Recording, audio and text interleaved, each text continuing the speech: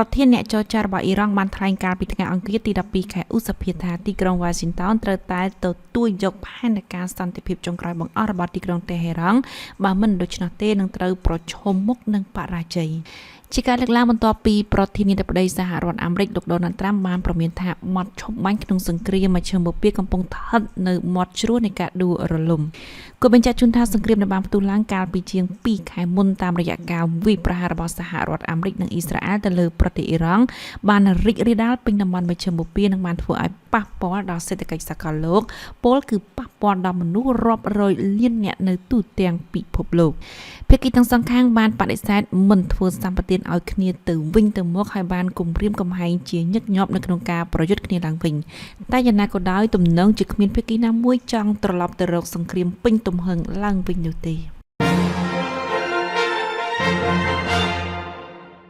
នាថ្ងៃពុធទី13ខែឧសភាប្រទេសចិនបានបញ្ជាក់ជាថ្មីនៅការប្រឆាំងយ៉ាងដាច់អហង្ការរបស់ខ្លួនចំពោះការលួចអាវុធរបស់សហរដ្ឋអាមេរិកទៅឲ្យកោះតៃវ៉ាន់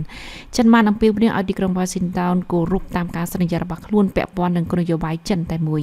ការអំពាវនាវនេះកើតមានឡើងមុនពេលដែលប្រធានាធិបតីសហរដ្ឋអាមេរិកលោកដូណាល់ត្រាំមកចូលរួមកិច្ចប្រជុំកំពូលនៅទីក្រុងប៉េកាំង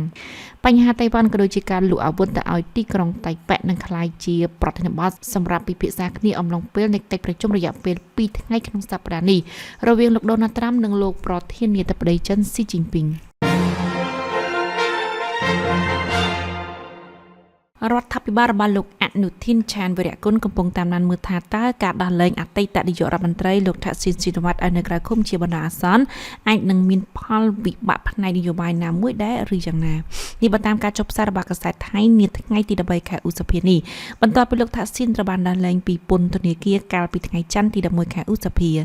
យ៉ាងណាលោកឆៃឆានុកឈីតឈូបអគ្គលេខាធិការគណៈបកភូមិใจថៃនិងជារដ្ឋមន្ត្រីក្រសួងសេដ្ឋកិច្ចនិងសង្គមឌីជីថលថៃបានអះអាងថានាយករដ្ឋមន្ត្រីអនុทิននិងរដ្ឋាភិបាលចម្រុះរបស់លោកនៅតែមានភាពរឹងមាំផ្នែកនយោបាយហើយទំនងជាមិនមានការប៉ះពាល់ខ្លាំងក្លានោះទេ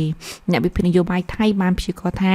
លោកថាក់ស៊ីននឹងប្រកាន់យកវិធីសាស្ត្រប្រុងប្រយ័ត្នមួយប៉ុន្តែលោកនៅតែមានឥទ្ធិពលបំផុតសម្រាប់ការងើបឡើងវិញនៃចលនាអាវក្រហម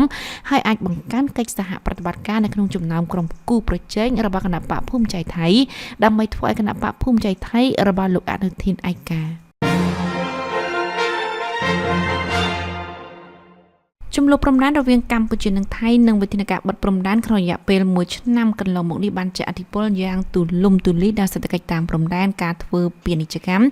ការវិនិយោគនិងអាជីវកម្មនៅក្នុងប្រទេសទាំងពីរនេះបើតាមកាសែតថៃដោយអះអាងថាមានការព្រួយបារម្ភថាបើស្ថានភាពអូសបន្លាយនោះគឺជាការបង្កើតឱកាសកាន់តែច្រើនសម្រាប់ប្រទេសគូប្រជែងក្នុងការនាំចូលជំនួសទំនិញនិងអាជីវកម្មរបស់ថៃក្នុងប្រទេសកម្ពុជាលោកវូរ៉ាថាឋានធីមង្គលសុខប្រធានក្រុមប្រឹក្សាធុរកិច្ចកម្ពុជាថៃបានលើកឡើងថាអាជីវកម្មតាមព្រំដែនប្រហែលជា 30% បានបិទទ្វាររួចទៅហើយដោយសារតែពួកគេមិនអាចទ្រាំទ្រនឹងការចំណាយលើប្រតិបត្តិការតទៅទៀតបានយោងតាមកាសែត Thai The Nation ទិន្នន័យ2ខែដំបូងនៃឆ្នាំនេះវាបានបង្ហាញថាទំនិញពីប្រទេសវៀតណាមម៉ាឡេស៊ីនិងសិង្ហបុរីបានជំនួសផលិតផលថៃកាន់តែខ្លាំងឡើងនៅក្នុងទីផ្សាររបស់កម្ពុជាប្រធានទីភ្នាក់ងារសុខភាពរបស់អង្គការសហប្រជាជាតិបានលើកឡើងថាមិនមានសញ្ញានៃការរីករាលដាលទ្រង់ទ្រាយធំនៃវីរុសហិនតានោះទេបន្ទាប់ពីមានការជំនះអ្នកដំណើរចុងក្រោយចេញពីនាវាទេសចរដែលរងការវាយប្រហារដោយជំងឺនេះប៉ុន្តែលោក Tedros ប្រធានអង្គការសុខភាពពិភពលោក WHO បានប្រមានថាស្ថានភាពអាចនឹងមានការផ្លាស់ប្ដូរហើយអាចនឹងមានករណីឆ្លងវីរុសនេះជាច្រើនទៀតដែលអាចរកឃើញនាពេលខាងមុខក៏បញ្ជាក់ថារោគសញ្ញាអាចរួមមានគ្រុនក្តៅអស់កម្លាំងខ្លាំងឈឺសាច់ដុំឈឺពោះក្អួតរាគនិងពិបាកដកដង្ហើមកន្លងមកមន្ត្រីអង្គការសុខភាពពិភពលោកធ្លាប់បានលើកឡើងថាហានិភ័យនៃការរីករាលដាលទ្រង់ទ្រាយធំគឺមានកម្រិតទាបបំផុត